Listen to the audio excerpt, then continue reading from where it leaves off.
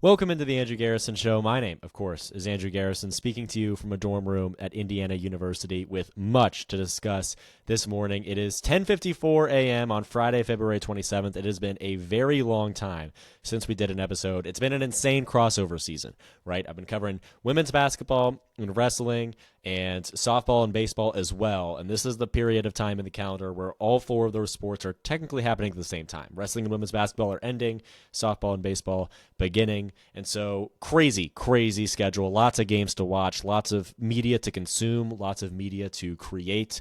And we're kind of reaching the tail end of that. And fortunately, this week I was able to have a podcast on Friday, and that's exactly what we're doing right here. I want to open with a conversation about IU softball. I'm covering that team for the Hoosier Network, and I have a lot of thoughts after their first 15 games of the season. 15 games that I haven't been able to podcast about quite yet. Then we're going to have Sean McAvoy on to talk about women's basketball. I secretly actually recorded that just now, a couple minutes ago. It'll be in between the softball and wrestling segments of the day, though. A great conversation with Sean, a very long conversation with Sean. If you're interested in women's basketball, this is the time. This is the show for you as we get ready for the Big Ten tournament. And then we're going to talk about IU wrestling. We're going to talk about Big Ten wrestling across the board. The podcast schedule is very up in the air because of what's going on, in the next few weeks. But I want to just put some closure on the Big Ten regular season for wrestling, just in case if I can't podcast until after, the postseason concludes and things like that. So I want to talk about that because I have some anecdotes from the Nebraska match between IU and Nebraska, and I have the same for IU and Purdue, which was just last weekend. But I want to start with IU softball because that is what is most relevant, most important. That's what the bulk of my information, the bulk of my knowledge has rested on throughout the last couple of weeks. I watched 15 IU softball games, or at least paid attention to 15 IU softball games. Not all of them have actually been televised. So part of it's listening to the radio and just watching the live stats, play-by-play, sort of click through. But 15 games for IU softball have concluded. There are 5 more this weekend, today actually, as they play in the Elon and UNC Greensboro tournament. And then they move on into conference play. They'll host Minnesota. I'll be there for all 3 of those games. I'll actually be on air with Nick Rodecap on Big Ten Plus for the first game on Friday night. That'll be the first conference game for Indiana. And it's been a wild season so far, and I have a lot of thoughts. This team is 11-4. They went 4-1 in Boca Raton, Florida, if that's how you pronounce it, at the Paradise Classic. They went 3-2 at the Littlewood Invitational out in Arizona, and then they went back to Florida on the campus of South Florida, the University of South Florida. They went 4-1 at the USF tournament, and they clearly a great team, right? 11-4. They've played some quality opponents. They ruled at the time number 25 Ohio State. I have an inkling of an idea that Ohio State softball was a little bit overrated at the beginning of the year. I don't know if they're actually that good. At least they weren't at the time. During the Paradise Classic, they weren't super impressive to me, especially in the level that a ranked team should be. However, some interesting results and some interesting takeaways from IU softball over the course of these 15 games that I want to discuss. I want to start by just saying that the top of this order, the top of the lineup, is incredibly entertaining, right? This is an explosive first 3-4 batters, primarily the top 3, right? You have Allie Van Brandt, you have Avery Parker, and you have Cooper in there as well. And they're all super entertaining, super interesting.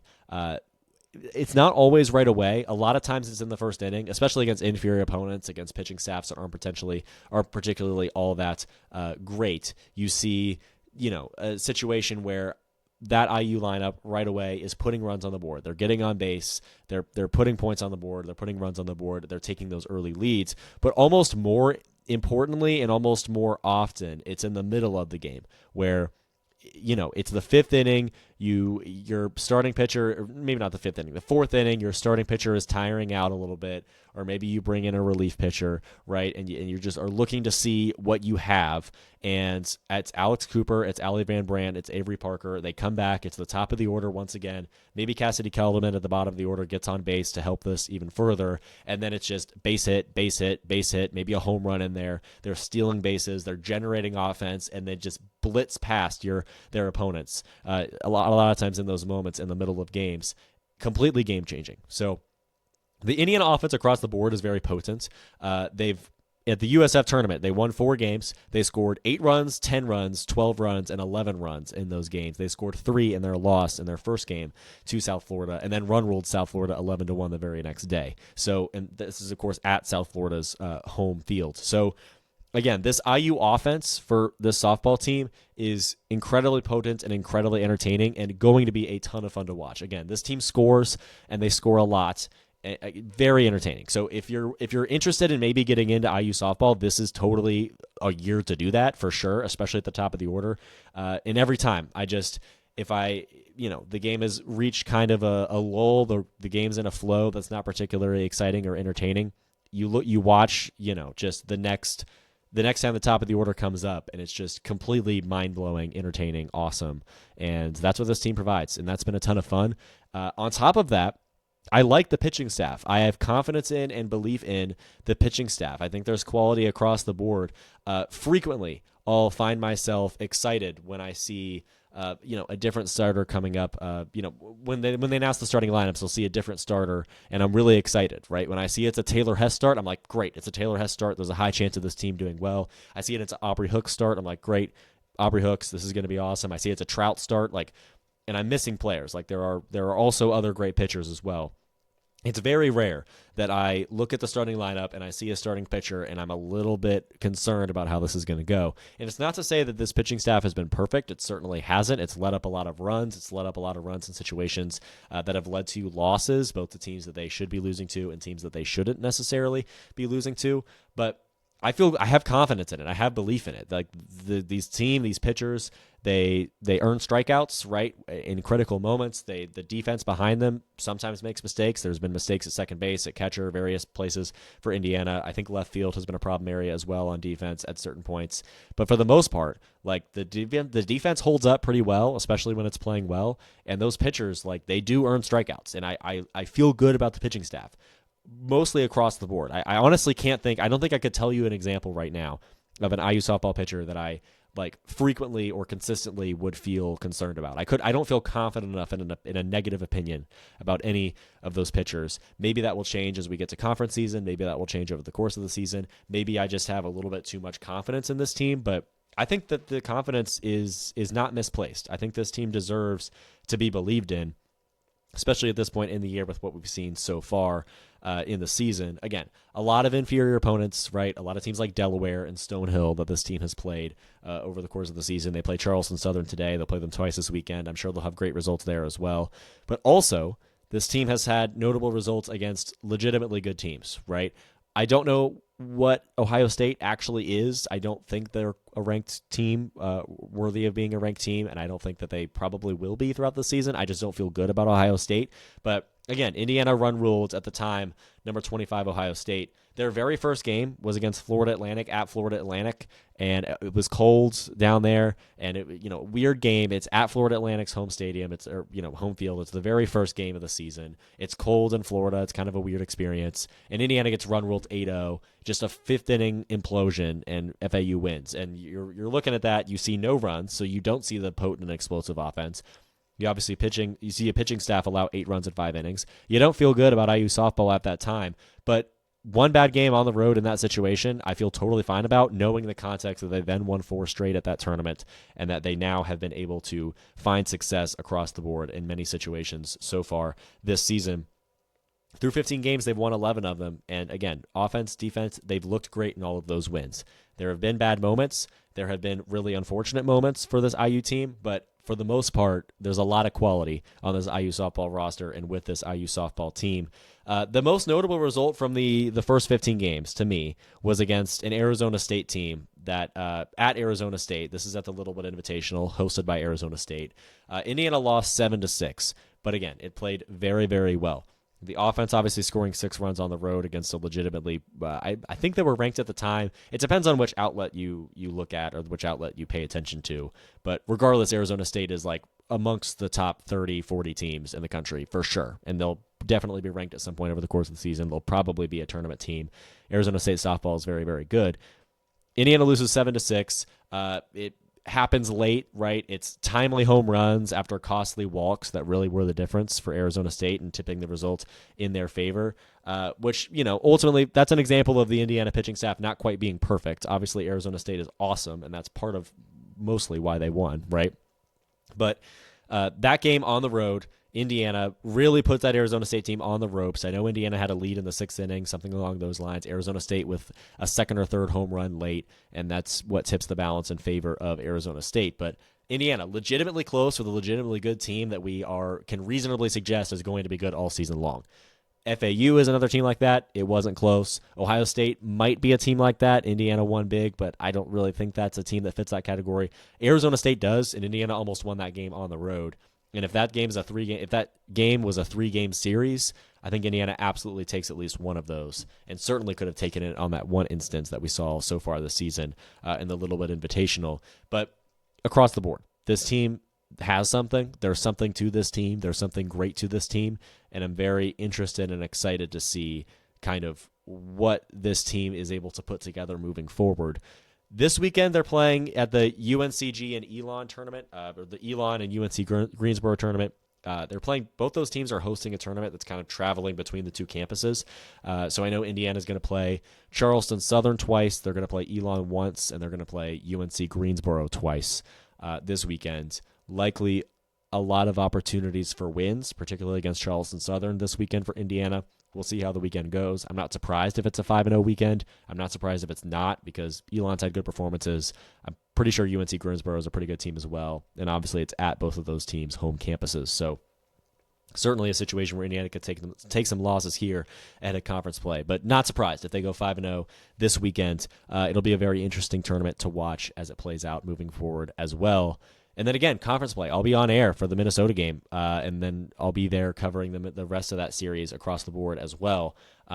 And yeah, this weekend, next weekend, you're right back into conference play. It'll be my first time watching this team in person against Minnesota. I will have watched this team 20 times without having seen them in person, and that's the case for everyone that covers. Well, most of these home fans are not going to have seen Indiana play through 20 games. And fortunately for those fans, this team has a record that's pretty good, right? 11-4. It's not like the season feels over where they're 2-18, but this team's good. They made the tournament last year. I totally think they can again. I totally think they contend in the Big Ten. It's a conference that is very, very good and very, very good at the top. But I think Indiana is going to have some real opportunities to shave some games off of some of those top teams and, win series in their own right against true quality teams in the Big Ten that are probably going to make the tournament. And I'm excited to watch that play out. It'll all begin with Minnesota. I've been watching Minnesota a little bit. If we podcast next week, we'll talk more about that team when we get to that point then. But I like this team a lot. I like the top of the order. I like the lineup across the board. I like that offensive explosivity and that offensive potency. And I like the pitching staff. I feel confident in it. I believe in it. I have faith in it. We'll see if that holds up throughout the entirety of the season. I honestly think it will. And if that pitching staff elevates and improves over the course of the season, this IU softball team could be a real one to really make a dent and really make a run in the NCAA tournament when we get to that point. Because, I'm thinking maybe even super regionals is where I'm at with this team. I don't have a lot of experience with softball, so when I watch good softball, I think it's amazing softball. Maybe it's just regular softball, but I definitely feel like, compared to some of the other teams I've seen, the San Diego team has something. And the lineup's already there. Obviously, it can improve, but the lineup's there. I just want to see, can this pitching staff slowly improve and elevate on the great foundation it's already set, because there could be a point where Indiana is legitimately upsetting teams in the Big Ten as it improves throughout the season, and I'm interested to see what the progression of that pitching staff is like as the season continues. And, the other thing for me, the lineup, my little slogan for IU softball right now is they are patient at the plate and bold on the base paths. They take walks, right? They will absolutely take a walk. They will absolutely stand and watch a pitch go by if they think it's going to be a ball. Oftentimes it is, and they get on base via walks. It's very smart hitting. It's very patient hitting. And in the, sort of at the plate there, that's been a strength for Indiana so far. And then they have the complete opposite idea on the base paths. They are stealing bases. They are putting in pinch runners for the purpose of stealing bases. Sometimes they get punished for that. Oftentimes they don't. And again, that just propels the offense even further. And that's why you've seen so many quick run rules. It's not really homers. It's not really power hitting. There's been that. There's been home runs. There's been, that power hitting presence. But for the most part, as far as we can tell, it's incrementally they walk, they get some base hits, right? They steal bases once they get there. You a lot of times will see a player walk and then steal second and then get knocked into scoring position, knocked home. They're in scoring position via the steal, and then they get driven in by, the next batter behind them or one of the few following. So, again, this Indiana offense, very difficult to stop. A lot of great methods through which it scores runs. And as a team, they work very, very well offensively. And I believe that the defense is a few steps behind that, and the pitching is maybe a few steps in between. But if those two elements of this team improve steadily over the course of the season, we are looking at a team that can really, really make some noise in the postseason. And that's why I'm so incredibly fascinated in this team. And I'm excited to cover them throughout the season. There's writing up on the Hoosier Network already that you may have seen. But over the course of the season, I'm really paying attention to that defense and that pitching staff. How much can they elevate and improve? Not that they need to. They're already very good. But to elevate and improve from where they already are, maybe this team has something very, very real and very tangible once we get to the postseason, particularly, of course, the NCAA tournament. All right, that's what I have on IU softball. Just very excited about them. I'm excited to share more observations as the season progresses, and I'm very interested to see how this weekend goes, both at the campus of Elon and the campus of UNC Greensboro. Now let's turn the attention to the conversation with Sean McAvoy. I recorded that a little bit earlier on, but you're going to see it now. Sean McAvoy and I, we talked about Indiana and Rutgers. We talked about the women's basketball game from a couple days ago. We're talking about the Big Ten women's basketball tournament a great deal. Ended up being a 52-minute long conversation that I think you would love, and I'd love for you to hear about it, especially if you're interested in women's basketball. So tune in for that. We're going to pass over to that right now. All right, you're listening to The Andrew Garrison Show. If you're watching the full episode or listening to the full episode, you just heard a conversation about IU softball. But now, whether you're watching the clip or the full episode, you're here for women's basketball with Sean McAvoy once again. Welcome in, Sean. Your second time. I realize you're on 2 shows in a row. I haven't done an episode in a while. It's been a crazy crossover season. But we're here to talk about women's basketball once again as the season sort of comes to a close. I'm very excited. Yeah, I am too. Thank you for having me on, I guess, again. Kind of honored to be a recurring guest, but yeah, I'm excited to talk a little Indiana women's basketball with you.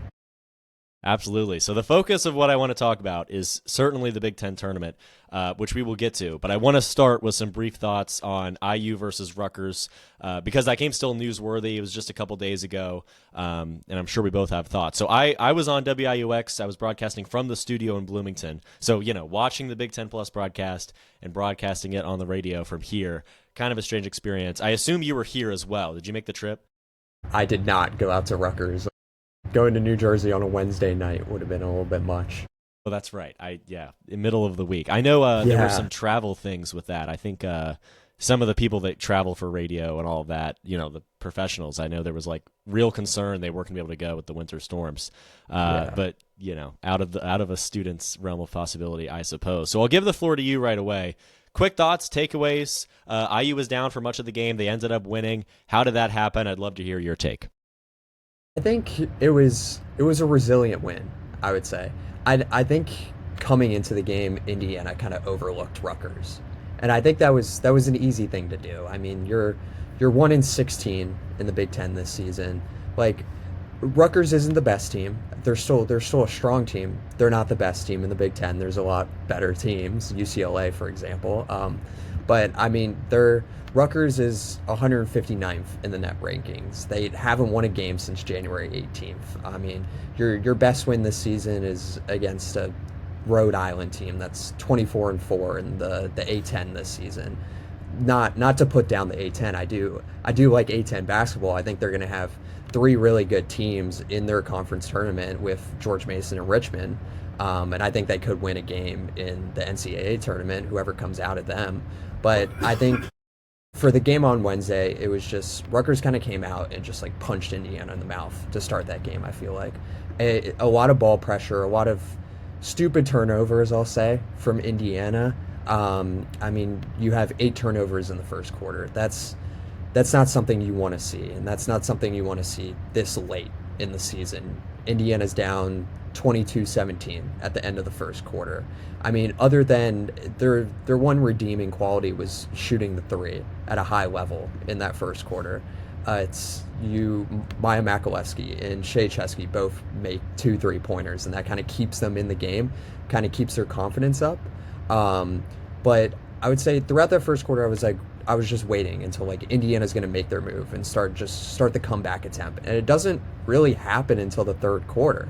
Like there's a point to start the third quarter where I'm kind of questioning. I'm like, can Indiana win this game? Like they need to win this game.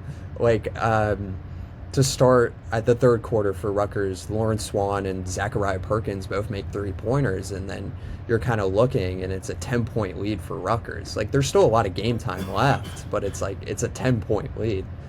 And they kind of just chipped away, and they kept on just chipping away and chipping away. And I think a big thing with that is limiting the turnovers. I believe they only had 4 turnovers in the second half. They had 14 in the first half. That helps a lot. I know you've mentioned it before, but this is a really efficient shooting team. They shot for the game, they shot 49% from the field. That's really impressive, and they've done that basically every single game in Big Ten play, and especially recently. But I think when you look back to that Northwestern win and then the 3 games after that, or the 2 wins after that, I think they needed those games and they needed those results. I think if this game against Rutgers came in January, I don't think a comeback would have happened. But I think they got that confidence and they got those wins, and they know that they're a good team and they're an improving team. And I think it was really interesting just to see how resilient this team is. And that's something that Terry Morin has talked about. She was like, for the down year that we're having, this team is resilient. This team shows up every single day to work. And I think they did that on Wednesday. Absolutely. And certainly with a leader like Shea Chesky, I can't imagine the team would be anything other than resilient with her sort of at the helm. Yeah, I mean, you make a good point about the efficient shooting. I noticed when I was preparing for the broadcast, I noticed I always go to the Big Ten stats and just filter every one, filter every individual stat and see if anything unusual is happening. And yeah, Indiana was, I think, second in field, or perhaps second in 3-point percentage and 6th in field goal percentage, or maybe the other way around, but you get the point. They were up around the top 5 in shooting. But obviously first in turnovers, and that was the other storyline, is Indiana's number 1 in turnovers in conference games amongst Big Ten teams. Rutgers was number 2, and we kind of saw both of those teams at different points in this game kind of reveal that. And yeah, certainly in the first half, the IU Demons sort of resurfacing at the very beginning. I know Shea Chesky had the first 5 points. There was a point where she had the vast majority of Indiana's points for a prolonged period of time, to the point where it was a little bit concerning. And also the turnovers early on. And it did remind me of, I guess, 2025, December, November, that time period. It reminded me of that IU women's basketball team, especially on the road against a 1-15 Big Ten team in Rutgers. And then kind of one by one, that kind of shifted. We had Makalewski first, as you mentioned, with those 2 threes. I loved Nevaeh Caffey high to low. I got the most excited for that, both internally and, obviously on the broadcast a little bit. Thrilled about Nevaeh Caffey kind of with those confident takes to the basket. That was great from her later on. And then, yeah, you kind of see Lene Beaumont got going a little bit. And you kind of see that supporting cast elevate, and the tide rises and all the boats rise with it. And Indiana obviously surges ahead. It was really weird because Rutgers was comfortably ahead the whole game. And when Indiana flipped that momentum very quickly and won by 10, but once they were shooting free throws at the end of the game and were up by 10, it kind of felt right. Like it felt like that was the result that this game was supposed to head towards. Maybe that's just because I spend too much time with IU relative to maybe some other teams. But yeah, not quite a complete win. We've seen some true complete 4-quarter wins where Indiana plays great the whole way. Not quite that this time, but they were great at the right moment and obviously able to come away with a victory. And we'll see how they come out against Penn State because, you're right. That to question that game and be, are we sure Indiana's going to win this game at Rutgers right now when it is truly a must-win game? Obviously an interesting question to be asking at this point in the year. But nonetheless, they get it done, and nonetheless, they move on to Penn State. And yeah, I mean, Rutgers is interesting. They're obviously rebuilding, certainly, like at the very bottom step of rebuilding. But I still like their team. I really like Zachariah Perkins.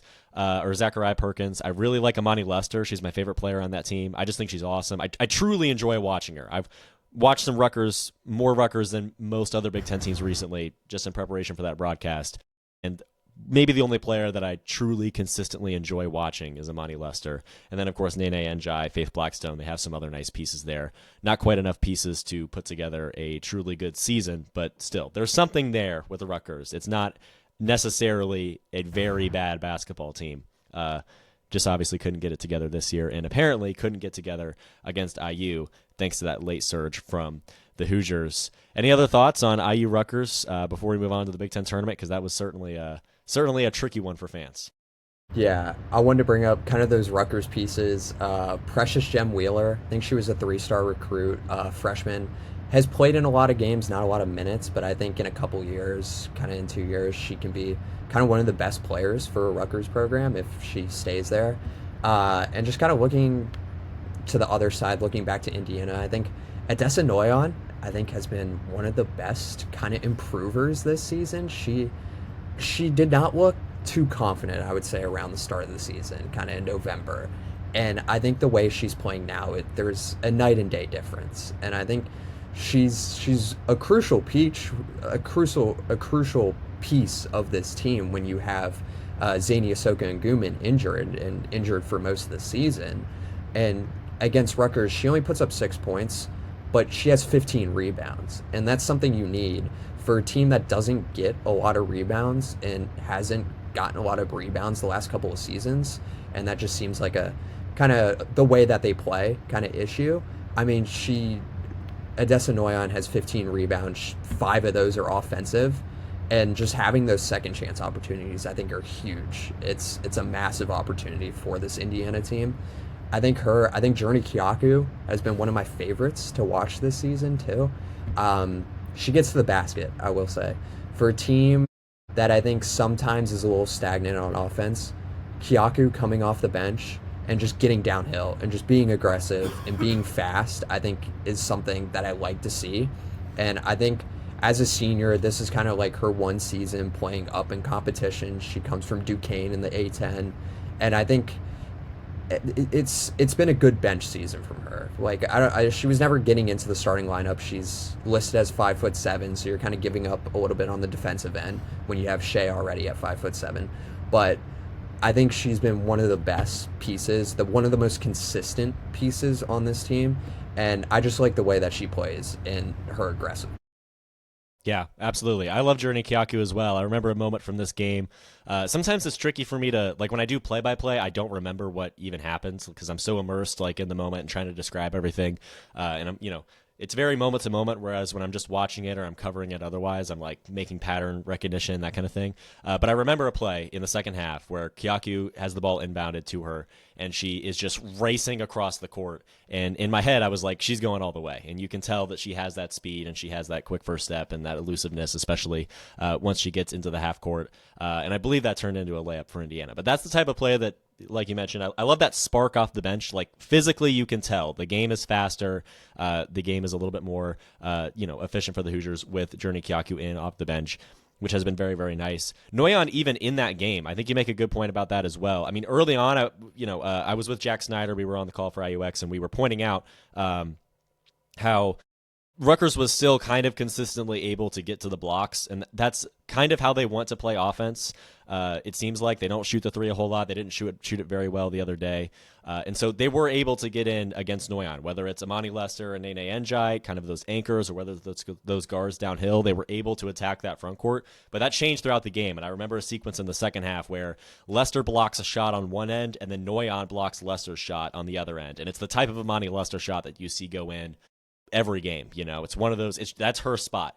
Right there, sort of by the basket, kind of, in the mid-range to the right side, and Noyan swats it away, and then there's a momentum shifting there. And again, you're exactly right. That's a play that Adessa Noyan wouldn't have made a while back. So it's that improvement throughout the year that's been helpful for Indiana. You see it on the record, you see it on the wins and losses, but you also see it, play to play, sequence to sequence, possession to possession. You see moments where there's evidence of this team being better than it was, and that may help it reach the Big Ten tournament. I know that this team is winning in against Penn State. They're kind of at the top of that bubble range right now. If they beat Penn State at home on February 28th, I honestly don't know if that's tomorrow, Saturday, February 28th. in the afternoon. If they win, they're in. If they lose, it gets a little tricky. And you probably know the scenarios better than anyone, better than myself, and better than most other people. So I'll give the floor to you. You don't have to go through every single one, but kind of the main takeaways. What teams are in danger? What teams still have work to do? And what are kind of the big swing games, the big swing moments for IU and just across the board there at the bubble of the Big Ten tournament? Yeah, so I was kind of looking at there's 4 big games for that bubble kind of conversation. It's the Penn State-Indiana game. Rutgers is playing at Nebraska. Iowa's playing at Wisconsin, and then Purdue is playing at Northwestern. So that's kind of that group from 12 to 16 in the Big Ten standings. I think every single scenario where Indiana beats Penn State, they're in. And 8 of those scenarios, there's 8 scenarios, 6 of them, they get a 13 seed. So they would be playing the 12 seed, which every single one of those scenarios, it's Nebraska. Indiana lost that game, but that was a good while ago. And I think I would like that matchup now. I think that would be a fun game. There's also a couple scenarios where there's 2 scenarios where they're a 14 seed too. But Penn State does scare me, I will say. I think it should scare Indiana. That's Gracie Merkel, Kiyomi McMillan, 2 really high-level scorers at 2 different areas in the court. That's going to be a scary game. So if you look at their losing scenarios for Indiana, there's out of 8 of those scenarios, there's 2 where they miss out. And so they're going to need to win. I think that's the biggest thing. So you're looking at a Penn State win, a Nebraska win, Wisconsin beating Iowa, which would be an upset, a pretty big upset, and then Purdue beating Northwestern. So in that scenario, Indiana's 5-13, Purdue's 5-13, Penn State is also 5-13. But how the tiebreakers work in the Big Ten, which was a little confusing to try to wrap my head around, I would say yesterday. You kind of look at it, and it's like you look at the records versus each other, and then if those are the same, then you look at the record versus the first place team in the conference, and then if that's the same, then you start going down the second place, third place. But then it's also, if there's teams that are tied, like Michigan and Iowa are at second and third, they're both 14-3, then you have to look at their record versus the collective. So you have to look at the record versus Michigan and Iowa. So you just got to keep on going down until one team gains the advantage, and Penn State and Purdue would gain that advantage over Indiana in that scenario. And then another scenario like that, which would have Penn State, Purdue, and Indiana at 5-13. Just the only difference between that one and the one I just mentioned would be Rutgers beating Nebraska. So Penn State win, a Rutgers win, a Wisconsin win, and Purdue win. I don't think Rutgers is going to beat Nebraska. I think that would be a very interesting upset. That would it would make Rutgers 6-12 and Wisconsin 6-12. So Wisconsin would have the 12 seed, Nebraska would have the 13 seed, and Indiana's out. But there's a good chance that they're in. I mean, 14 out of these 16 scenarios have them in.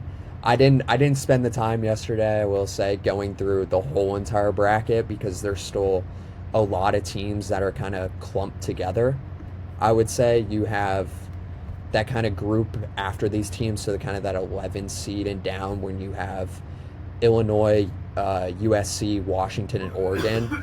Illinois, USC, Washington are all 9-8, and then Oregon's 8-9, and Oregon plays Washington. So all those seeds could kind of change around, and your 10 seed and your 11 seed do play on that Wednesday. I believe the 10 plays the 15, the 11 plays the 14. So those seeds could change around. So Indiana's first round opponent could kind of change Sunday depending on how those results play out. But it's win and you're in. And that's the biggest thing for Saturday for Indiana. Win and you're in, and you get most likely a 13 seed, and you play Nebraska. And I think that's a good matchup for them at this point in the season. Absolutely. And even when that game happened, you mentioned how you would like it now, but if that game did occur, I even felt good about it then at that time, obviously against Britt Prince and that Nebraska team. One of those where you're like, they played well, I'm impressed with how they played, but they obviously lost, and it was in the middle of that losing streak, and it's like you're still disappointed that loss occurred, but certainly you're like, okay, well, this team's great. The IU team played well. What more can you really ask for? I want to ask then as well. I'll go ahead and go through my predictions for those 4 games, and then therefore the seeds, and then I'll have you do the same. I want to see if they're the same, and then we'll talk about what those first round matchups would be. Obviously, the 10 and 11 seed, as you mentioned, very up in the air. I just took 10 seed Washington, 11 seed Oregon. I know Illinois could drop down there. I'd love that because I'm really interested in Illinois. But I think IU beats Penn State at home when they need to. I think they advance to the Big Ten tournament as a result. I have Nebraska over Rutgers just because I think there's such a sizable gap between those two teams. I have Iowa over Wisconsin. Wisconsin is one of those teams that I just don't really like at all. When I watch a basketball team enough, like Big Ten teams, even outside of Indiana, there's some reason why I fall in love with them, and I'm like, this team is great. For Rutgers, it's Amani Lester. There's a reason. Like, I would want to see Rutgers play again just so I can watch Amani Lester play again, among others. Penn State the same way. Gracie Merkel and Kiyomi McMillan, that tandem is awesome. Brett Prince is awesome. Like, there's a reason why I want to watch every team. I just don't have that with Wisconsin. Maybe because I haven't exposed myself to them enough this season, didn't watch them enough. I never developed that connection with Wisconsin. Iowa, on the other hand, obviously a very potent offense. Obviously, just scored a ton of points against Illinois last night, and the 2 seed in the Big Ten tournament officially after that result. I'll have Iowa over Wisconsin, and then I have Purdue over Northwestern because similar to IU, I think Purdue is that kind of team that's going to win when it needs to down the stretch. Northwestern's not bad. They're kind of similar to Penn State, where they're a little bit tricky. That game against Indiana was obviously a tricky one for the Hoosiers as well. I'll take Purdue over Northwestern, though. So that means that I have 12 Nebraska, 13 Indiana, 14 Wisconsin, 15 Purdue. And as much as I love Penn State and as great as their win was last week, a little bit too little too late for the Nittany Lions. What say you? I think I'm kind of on the same lines as you. I think it's Indiana. I think it's Nebraska. I think it's Iowa. I think those are the 3 clear cuts. I think Nebraska beating Rutgers is bound to happen. I think Iowa beating Wisconsin is kind of bound to happen too. And so then you're looking at the Indiana game and you're looking at the Purdue game. I think the way Indiana has played, I think they can put up more points than Penn State. And I think that's what you need to do. I mean, to win basketball games, but that's kind of Penn State. You're going to have Gracie Merkel. You're going to have McMillan. They're going to score a lot. McMillan just scored 40 points against USC the other night. I think Wednesday night that game was played. It's just shutting down those other options for Penn State. Once you start going past those 2, it's like your next leading scorer is at 9. And it's like Gracie Merkel's averaging 18 plus, I believe, and Kiyomi McMillan is in the 20s this season. So it's like you're gonna need to, you can shut down those other options and kind of let Kiyomi McMillan score a little bit. I think there's a certain point where it's maybe a little bit too much scoring. I think if she goes for more than 30, then you're kind of questioning if Indiana can win that game. But I think Indiana wins, I think Nebraska wins, I think Iowa wins, and then I'm going to take Purdue over Northwestern. So you're looking at Penn State being out of the Big Ten tournament, and you're going to have Indiana at a 13 seed, and I think that's kind of where I'm going with that. And you said Iowa was officially a 2 seed, but I feel like they could drop down to a 3 seed. You might be right because they're tied with Michigan at 14-3, so they still have a game there because Michigan plays Maryland, I believe, Saturday. Gotcha. Okay, I think those 2 could switch. Okay, I'm not going to out the podcast on. I saw someone reputable post that Iowa's locked in, and obviously if they're both 14-3, you're definitely correct. So I'm not going to out who misled me there, but yeah, so they're up there for sure. I will say this weekend, last regular season weekend of Big Ten hoops, Big Ten women's hoops. If you're not watching, I think you're missing out. Maryland, Michigan, Ohio State, Michigan State, Minnesota, Illinois, UCLA, USC. Those are 4 really high-level matchups. And I think those are 4 matchups to watch if you kind of haven't watched a lot this season, that you can watch these games and then you're going into March, you'll be I really like the Big Ten. This is the this is the best women's college basketball conference out there. I think Yeah. the SEC has a little bit can argue against that. They have some really good teams at the top with South Carolina and Texas and LSU, but I think overall the Big Ten just plays, in my opinion, as somebody who loves the Big Ten and watches it a good amount over the SEC. I think they're the best women's college basketball conference there is. Yeah, and a lot of those teams you mentioned are going to be, in pretty significant key seeds in the NCAA tournament when we get there, which will make that a lot of fun. I was talking to you the other day about just how much more fun March is going to be after having paid very close attention to all of these teams. And obviously, you and I kind of have a Big Ten focus, so I'm in love with Illinois kind of for no reason, but they're going to be a 9 seed that breaks my heart when they lose to a 1 seed and that kind of thing. But there are teams in there that are going to be a ton of fun. According to both of our predictions, and if the 10 and 11 seed hold, I know Illinois can drop. The Minnesota game's pretty significant in terms of that one, and there's more scenarios in play. But at the moment, the 10 seed is Washington, and they would be playing Purdue under our predictions. Purdue beat Washington in the regular season, and Washington's a team I really, really like. So that's a fun game. And then you have Oregon and Wisconsin. Oregon's a team I couldn't figure out for the whole year. I still don't understand what I'm looking at. I think they're awesome. They're the 11th seed. It's kind of confusing. Wisconsin I mentioned. And then it would be Nebraska-Indiana, which we kind of touched on as a game that could be very, very interesting, especially in Indianapolis. What are your thoughts on those three hypothetical matchups on the Wednesday of the Big Ten tournament under our predictions? Yeah, I like that. I like that matchup between Indiana and Nebraska. I mean, that game was played in January, the start of January, and Nebraska was ranked at the time. They're not close to being ranked now, but at the time they were. And Indiana loses that game by 5.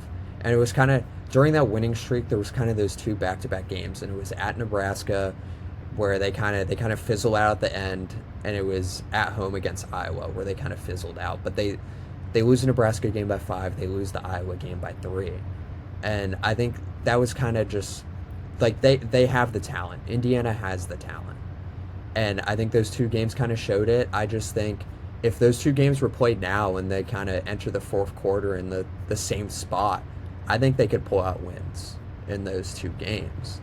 So I think I really like the Nebraska matchup. You were kind of saying, I don't know really what to make of Oregon and Wisconsin too. Those are just two teams that are just confusing this season.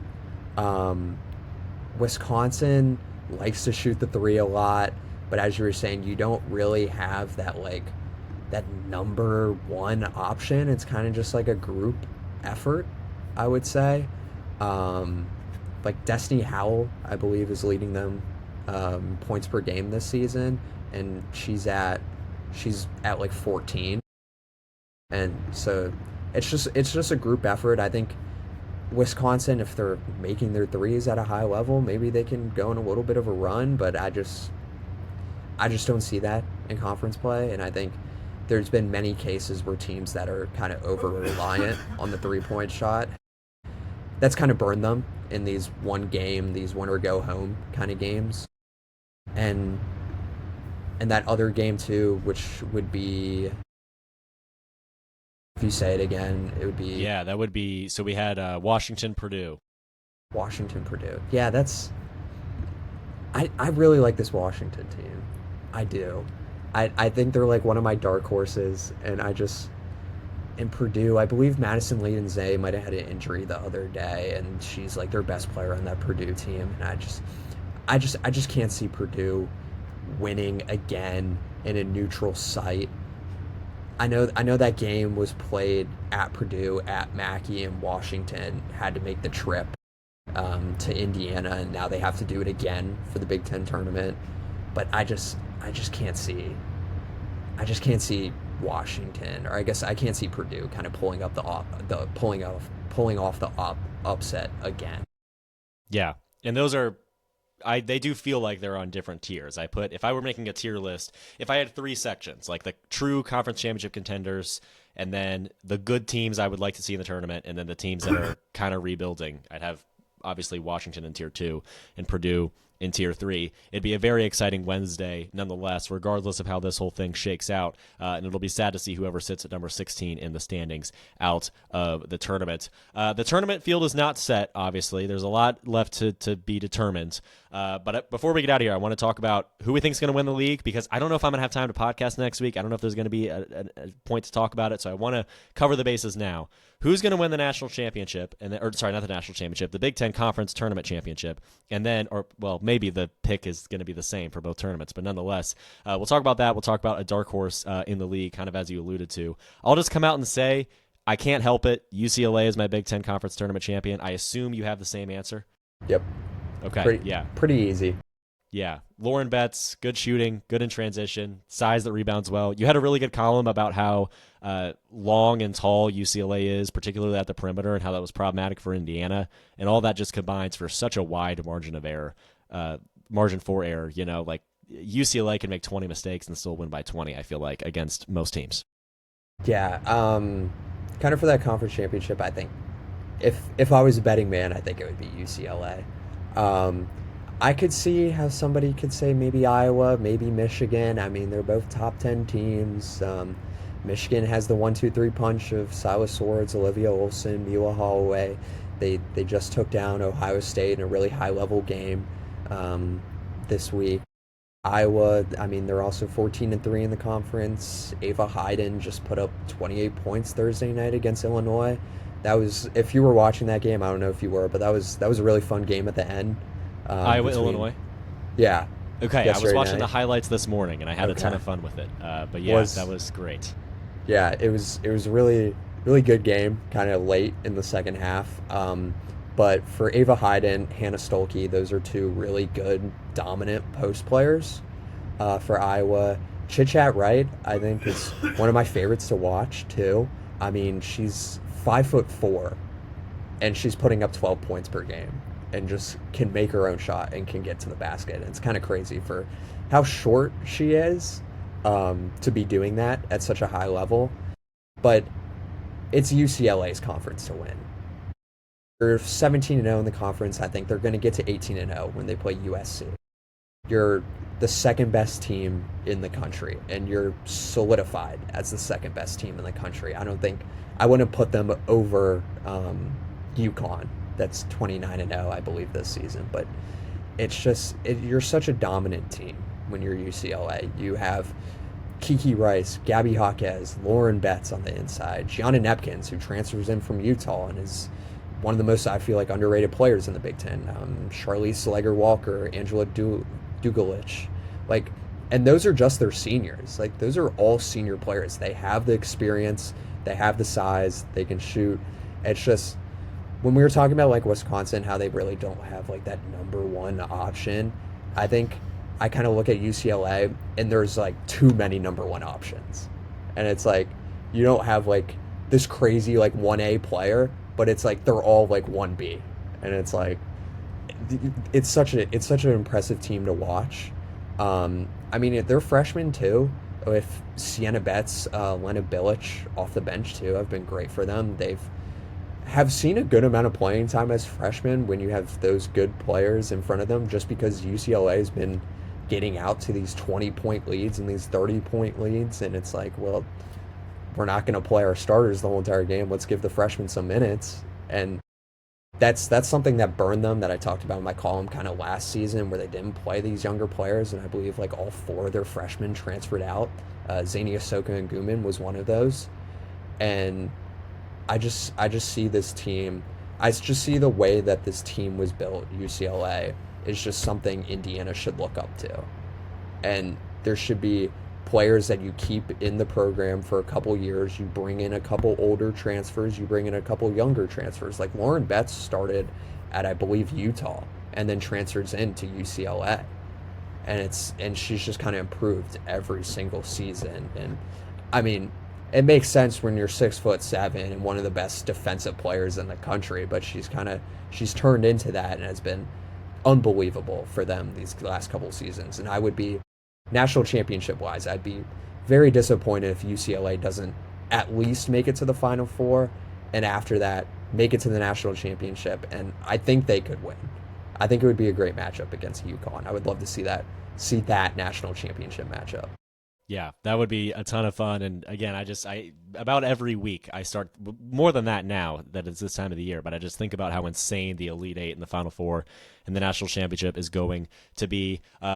Obviously, I agree with everything you said there. UCLA, seemingly far and away the best team in the Big Ten, certainly has far and away the best player. As far as dark horses go, I'll let you go first because I have one that probably does not fit the category quite as well as it should. But I'm interested to hear what your dark horse is, and I don't think we have the same one. I hope not. Okay. I don't think any of those teams kind of in that bottom section of the conference can make kind of a run. So kind of from like Nebraska down. I don't think Oregon can either. So I'm kind of looking for dark horse, and I would like to choose somebody who's like actually a dark horse and not just picking like Ohio State. I like the pair of Illinois and Washington. Okay. I like one of those two teams to make a run. I believe for games that I was like at this year, there was three teams that kind of impressed me the most, and I was like, wow, like just the way that these teams play are just like these are very good. And it was Michigan, and it was Illinois, and it was Washington. Those were the three teams that really impressed me watching them in person. And for Illinois, you have Barry Wallace, you have Soraya Parchment. Those are two great scorers, but their guards, they're very impressive too. Maddie Weber, Destiny Jackson, Jasmine Brown-Hager, I feel like is one of the best defensive guards in the Big Ten. That matchup, she played really, really good defense against Shea Chesky in that first Big Ten game. Washington too. They're 9-8 in the conference. I believe that every single team needs a go-to scorer, and that's Savia Sellers for them. She's averaging 19 points per game. Avery Howell, I think, was one of the best transfer portal pickups. She comes in from USC. She's a highly rated freshman. She plays a good amount at USC last season, enters transfer portal, goes to Washington. I mean, she's averaging 13.5 points per game. And she's also, and I was surprised when I was looking at this today, but she's also averaging 8.4 rebounds, and she's a 6-foot guard. And I'm like, that's impressive to do. That just shows the energy that she brings. Ella Dean too, down year for her scoring wise, but I think once she starts to get it going, I believe she averaged 17 last year. She's averaging like around 7, I believe, this season. But if she can get it going, I think that's a scary team. You have a freshman in Breen McGautry. She's an underrated freshman, great scorer. Pretty good on the defensive end, played great defense against Maya Bakaletsky in that matchup there. And you have some size too. You have the 6'5" transfer from Michigan and Yulia Gabrovska, and she can kind of dominate in the paint. She doesn't really play too much for them, but I think if you needed somebody to dominate the paint, she could try to do that. Yeah, Washington's fun. I like them a lot. I agree. It's been a while for me since I've watched them because usually once they play IU, they are pushed out of my mind. The team that I pick for dark horse is Illinois, which is a great pick until you realize that should they win their first game, they then have to play UCLA. So maybe not well, I guess we don't know for a fact that right now they're the 9 seed. I shouldn't say that. Maybe they're the 10. Maybe that's what we cheer for. We cheer for Illinois to lose to Minnesota, be the 10 seed, and then therefore, in theory, have a better chance of beating Iowa than they would UCLA in that quarterfinal round. I really like Illinois. I really, really, really like Illinois. They, of course, played Indiana first in conference play a month before the rest of the conference play began, so kind of that teaser in the middle of the non-conference section of the schedule. I was there. It was Indiana at Illinois. I was there for WIUX, and that's kind of, I'm watching women's basketball for the first time, and kind of part of my love for Illinois is a little bit exaggerated just considering the context of the situation because it's the first conference game. So in preparation for that broadcast, I think IU and Illinois are both way better than they are because I've only seen them play, for the most part, I've only seen them play non-conference teams of sort of a lower caliber. So, I mean, I can't think of an example off the top of my head, but I watch Illinois just like destroy some low major school, and I'm like, wow, all I see are the positives, right? I don't see any flaws. And then they play Indiana, and it looked a little bit similar to those games against low major opponents where, you don't see any flaws with Illinois. You just see the awesomeness. They were great, and at the time, Illinois is different than they are now. So for context, like I watched Illinois then a lot at the beginning of the year, after that game against Indiana happened, didn't really have a reason to watch Illinois anymore. And obviously there was other games to watch, other teams to pay attention to for me. Didn't watch Illinois for like the entirety of the middle portion of the season. And then they played Rutgers recently. They played Iowa last night. Like, I've been watching them more towards the end of the year just because of who they've been playing against. And they feel like a different team a little bit in terms of their approach offensively. They were always awesome. You mentioned Barry Wallace and Sierra Parchment, two anchors, kind of like Rutgers. You got those two anchors, those two forwards who are awesome. You also have guards that are really good moving high to low, moving downhill. And that was a game that Xania Sokaguman was out for, if I'm not mistaken. And they just go after the blocks, and it's just an onslaught. Obviously, Indiana turned the ball over a lot. No one was scoring outside of Krzyzewski. That's where I kind of derived my, like, the three-headed monster of bad Indiana women's basketball was the rebounding and the front court authority. No one scoring, the supporting cast not scoring, and then the turnovers. Those were kind of my three things that I stuck with all season, and they all came up the most against Illinois. And then I'm starting to watch them against Rutgers, and this at first, you think it's just Rutgers, and that's why I feel this way. But then they did the same thing against Iowa last night, where they're kind of shooting threes now. They were insane last night, as you know, against Iowa. When they played Indiana, they were last in the Big Ten in three-point attempts.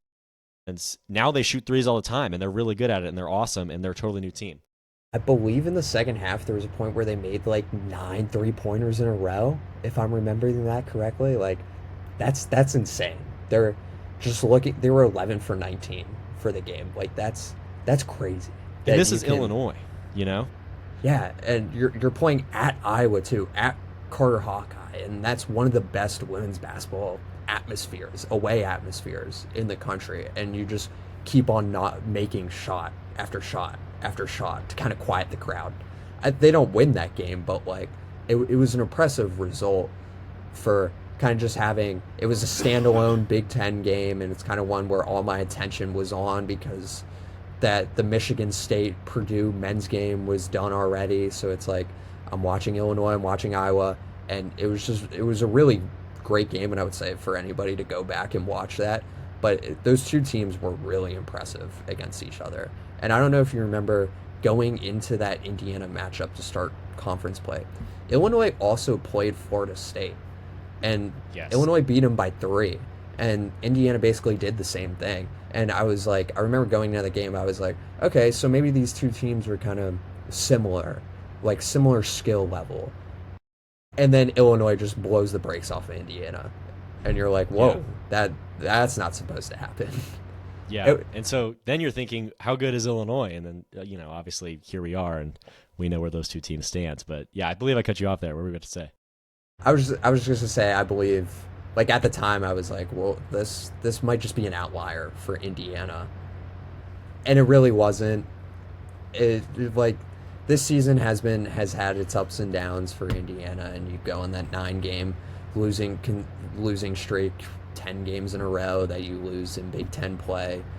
And it's just, and I believe the way that this team, Indiana, is playing now, I think is very impressive to the way that they started Big Ten play.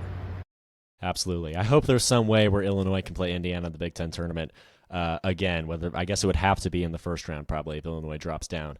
But either way, Illinois, I already loved them. I already thought they were awesome. I love all their players. I love Sierra Parchment. I love Barry Wallace. Jasmine Brown-Hager is also awesome, especially when she hits threes in the best of moments, kind of randomly. And apparently they shoot threes now all the time, and they're really good at it. It's not that they were bad at shooting threes at the beginning of the year. It's just that they didn't take them. Like, that's not what the team, that its goals were offensively, for the most part, was shooting threes. And I don't know what changed. I wasn't paying enough attention in the middle of the year to really know or when that even happens. Apparently this team, and it was such a dopamine hit last night, or this morning, I guess, because I was watching the highlights, so it was just all the best moments, obviously, and I already loved Illinois, and then now I'm watching them just shoot, what'd you say, 9 threes in the second half against Iowa, and I thought they were going to win, and I was like, this is my team, obviously, besides Indiana. So that's my dark horse. So we'll see what happens. After that offensive foul in Illinois, I believe, to end this, to basically end the game by Kylie Farabach, I believe, drew that foul, and that atmosphere was electric in Carter Hawkeye. It was like great atmosphere. But I wanted to ask you for kind of with those dark horses too. Any thoughts around kind of that, I don't know, that like middle kind of tier of the Big Ten with like Minnesota, Ohio State, Maryland, Michigan State? Because I just don't know what to make of those teams. they're good. They're NCAA tournament teams, but I just don't know. Like, could we see Ohio State make a run maybe to the Big Ten championship, the Big Ten tournament championship? Like, I those teams are just kind of confuse me. Like, I know they're good. It's just how good are they?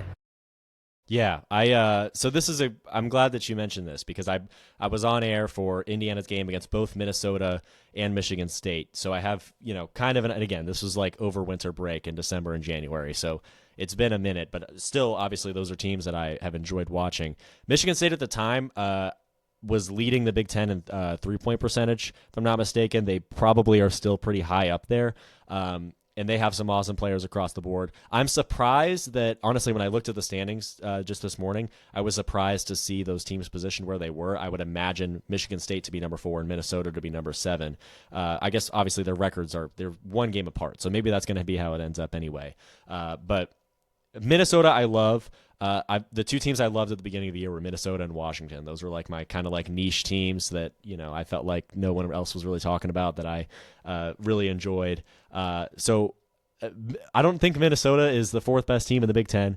Ohio State can make a run because Jelani Cambridge is always awesome and she takes over games like that. So Ohio State, Minnesota would be an insane game. And I think that Ohio State would win that just because I don't think Minnesota would be able to individually match Jelani Cambridge. It's kind of like the freeze point theory or whatever, where Minnesota could be at 30. Like, just bear with me here. Minnesota could be at 33 degrees, but no matter how good at 33 degrees it is, it's not going to make snow because it's not going to be 32. And in that case, no matter how great your team is and no matter how good you are defensively, if you're at that 33 degrees and Jelani Cambridge is right there at 32, you're never going to be able to make the snow to like slow down Jelani Cambridge. That doesn't make sense at all, but I think you kind of get the idea of like I get what you're saying. I think Jelani Minnesota, Cambridge, yeah. I think Minnesota is a team that I need to go back a little bit and watch a little bit more. I think that's a team that I've overlooked.